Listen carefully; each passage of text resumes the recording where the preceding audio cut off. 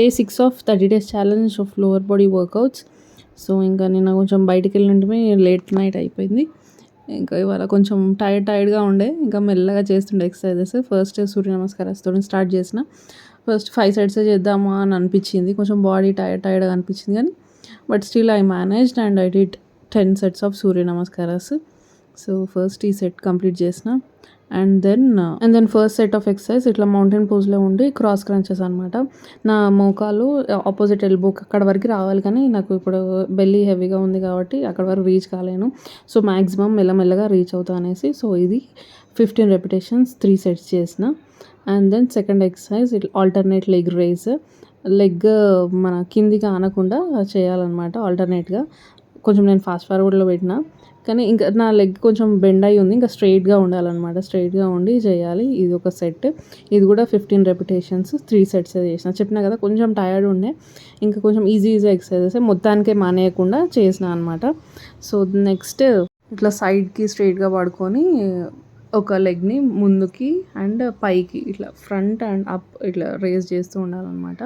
ముందుకేమో ఇట్లా నీటాక్ లాగా అండ్ పైనకి లెగ్ రేస్ లాగా చేయాలి. ఆపోజిట్ సైడ్స్ 2 legs ఇట్లా చేయాలి. ఇక్కడ నేను కొంచెం పొజిషన్ క్రాస్గా పెట్టినా కదా, అట్లా నేను అటు సైడ్ తిరిగేసరికి నాకు తెలియలేదు. సో స్ట్రైట్గా పెట్టాలి. ఇంతకుముందు ఇటు సైడ్ తిరిగి చేసిన కదా, అట్లా స్ట్రైట్గా పెట్టాలి. ఇది కొంచెం తప్పుగా చేసిన అనమాట. నేను ఆ తర్వాత ఈ ఎక్సర్సైజెస్ ఇంకా బాగా చూసిన ఇన్స్టాగ్రామ్లో అట్లా ఇట్లా చూసిన అనమాట.